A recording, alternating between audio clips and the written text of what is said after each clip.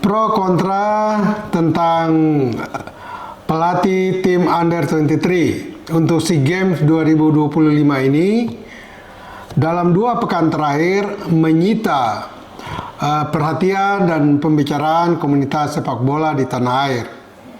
Juga ada berita tentang PSSI sedang mencari seorang penasehat teknis, ya, bukan direktur teknik, untuk menangani semua level tim, mulai dari tim under 17, tim under 19, under 23, dan tim senior. Bagaimana kelanjutannya? Apa kebijakan dan keputusan yang diambil oleh federasi untuk kedua hal ini? Semua rekan sahabat Rai Soccer TV tetap setia bersama Bung Yes, dan jangan lupa like, comment, and subscribe.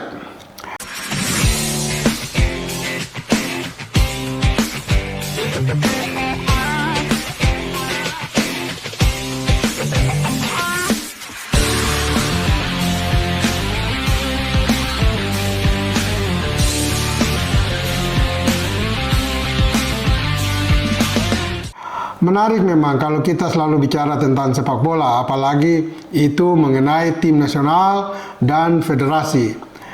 Ya, karena pembicaraan apapun tentang sepak bola memang selalu bisa dibicarakan oleh semua lapis dan semua golongan masyarakat, mulai dari lapisan terendah sampai tertinggi, presiden, menteri, sampai pada ya kuliner-kuliner, membicarakan bola dengan serius dan juga diselingi dengan humor-humor kecil.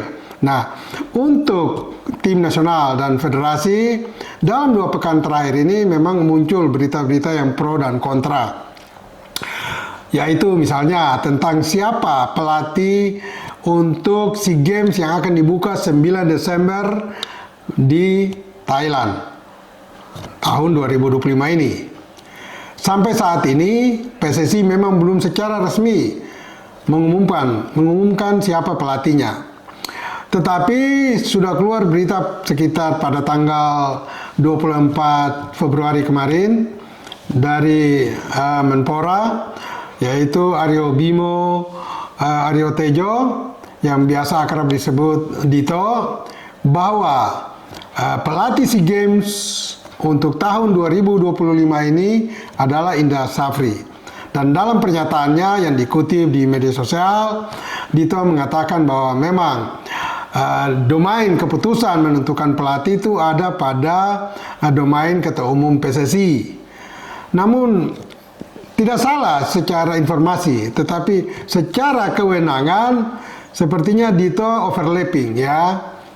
Pak Menteri ini overlapping dengan menyampaikan informasi tersebut. Pasti sudah ada pembicaraan sebelumnya antara Dito dengan Erick Thohir sebagai Ketua Umum PSSI. Namun untuk menyampaikan hal-hal seperti ini seharusnya menjadi kebijakan cabur, bukan Menteri Olahraga. Nah, hal-hal ini yang perlu harus direm, dikurangi oleh Dito untuk kedepannya, sehingga tidak menimbulkan kontroversial nantinya. Karena kalau memang Dito mau mengambil hak itu, bagaimana nanti kalau gagal di SEA Games sepak bola dan itu Indra Safri yang pegang? Harusnya Dito juga mengambil alih tanggung jawab itu, karena seakan Dito yang memilih Indra Safri. Tapi oke lah, Dito sudah klarifikasi juga dalam pernyataannya. Diakui bahwa memang yang menunjuk pelatih SEA Games itu Ketua Umum PSSI Erick Thohir, dan sudah ada pembicaraan antara mereka berdua. Hanya Dito overlapping dalam menyampaikan informasi itu kepada masyarakat. Saya coba juga mengkonfirmasi kepada Pak Erick, dan beliau menyatakan belum ada diskusi tentang siapa pelatih SEA Games nantinya di internal PSSI. Yang sekarang dilakukan dan fokus berpikir dari PSSI adalah bagaimana mendapatkan seorang penasehat teknis, ya, technical advisor, bukan direktur teknik. Nah, ini menarik juga nih. Setelah tadi ada kontroversial antara informasi pelatih SEA Games Indra Safri atau bukan, tapi yang pasti jawaban dari Erick Thohir bahwa belum ada diskusi tentang itu. Berarti sementara posisi atau kursi pelatih untuk SEA Games nanti yang dilaksanakan di Thailand pada bulan Desember tahun ini masih kosong. Ya, masih kosong.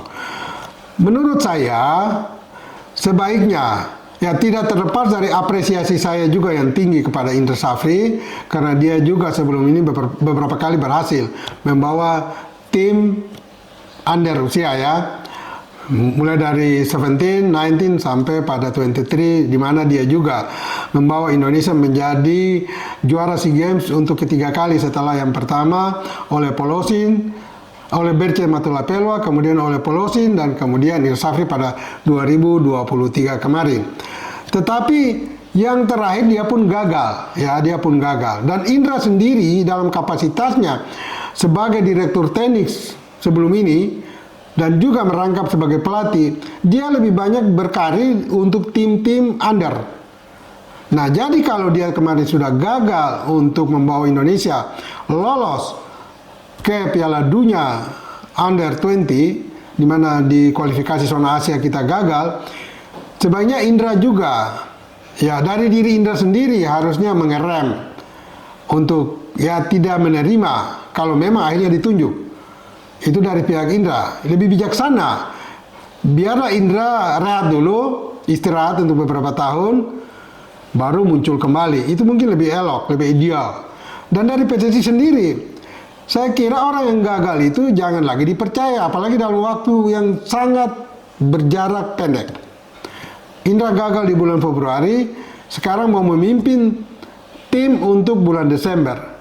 Saya kira secara emosi ini berat bagi Indra, ya, berat bagi Indra. Karena kalau dia gagal selesai, ya selesai, Indra selesai. Nah ini pun harus dipikirkan matang-matang, baik oleh Indra dan juga PSSI. Masih banyak, ya masih banyak pelatih-pelatih lokal kita yang memenuhi syarat secara administrasi maupun pengalaman dan pengetahuan. Pak Erick, berikanlah kesempatan juga kepada yang lain untuk mengembangkan karir mereka. Ya, seperti saya sudah pernah sebut, ya di periode Indra kemarin ada asisten-asisten yang memiliki kualifikasi yang bisa memimpin tim nasional. Karena mereka punya sertifikasi untuk itu. Ada Kurniawan Dwi Yulianto, ada Bima Sakti.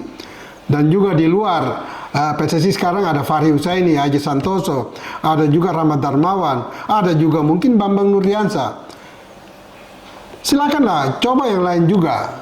Jangan fokus selalu kepada satu orang. Kasihan juga Indra nantinya. Kalau dia gagal, ya ini celaka baginya untuk jangka panjangnya. Nah, lalu bagaimana tentang penasehat teknis tadi, ya, technical advisor? Saya nggak ngerti mengapa ada muncul technical advisor, bukan direktur teknik. Dan nama yang sudah muncul di media sosial adalah Jordi Cruijff, putra dari legenda sepak bola nasional, sepak bola Belanda yang sudah almarhum Johan Cruijff. Nah, Jordi ini terakhir menjadi direktur olahraga di salah satu klub terkemuka di Spanyol, yaitu Barcelona. Nah, Jordi sepertinya sudah menandatangani kesepakatan MOU kontrak dengan PSSI dan diperkirakan akan hadir di tanah air pada awal bulan Maret depan untuk memulai tugasnya. Salah satu juga membantu tim senior, yaitu paket kepelatihan Patrick Kluivert dan dua asistennya, Denny Lansat dan Alex Pastor. Menjadi pertanyaan, ya, mengapa harus technical advisor? Kewenangannya sampai di mana? Apakah hanya Jordi ada di ruangan dan hanya mempelajari aja, atau dia juga terlibat sebagai direktur teknik, ya, yang selama ini memang digunakan di PSSI? Karena itu ada sedikit perbedaan, ya, antara penasehat teknis dan direktur teknik. Direktur teknik mungkin lingkup kerjanya lebih luas, ya, lebih bebas dan langsung fokus. Kalau penasehat, ya tidak seperti direktur teknik, dia lebih banyak hanya memberi nasihat jika diperlukan. Kalau tidak pun dia tidak perlu bekerja. Tetapi direktur teknik pasti harus bekerja serius. Nah, ini yang mana ini yang mau digunakan oleh PSSI?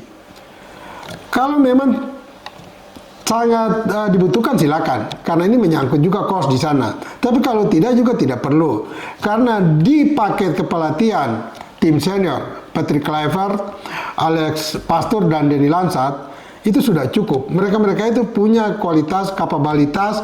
Juga ada salah satu pelatih lain yaitu Gerald van den Berg. Ini juga dia adalah pemain nasional Belanda, mantan pemain nasional Belanda. Mereka berempat ini saya kira sudah memenuhi syarat untuk mengisi semua tugas-tugas yang dibutuhkan di tim nasional kita. Ada juga pernyataan Pak Erik bahwa PSSI menargetkan Indonesia untuk menembus Piala Dunia tahun 2034. Berarti masih 3 Piala Dunia ke depan. Yang paling dekat 2026, kemudian 2030 dan 2034. Menurut Erik, ini adalah target jangka panjang.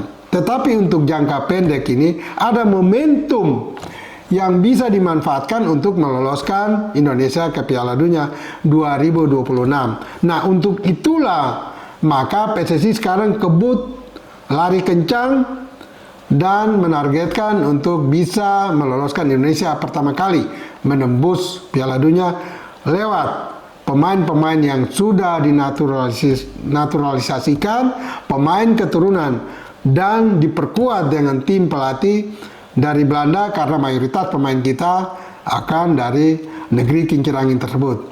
Tentu saja kita berharap Polusse dan kinerja PSSI di bawah Erick Thohir ini semuanya berjalan dengan mulus. Dan alhamdulillah, puji syukur kepada Tuhan, semoga tahun 2026 dan bukan 2034 Indonesia sudah bisa menembus Piala Dunia lewat tim yang didukung oleh pelatih yang hebat dan pemain-pemain yang hebat untuk saat ini ukuran Asia.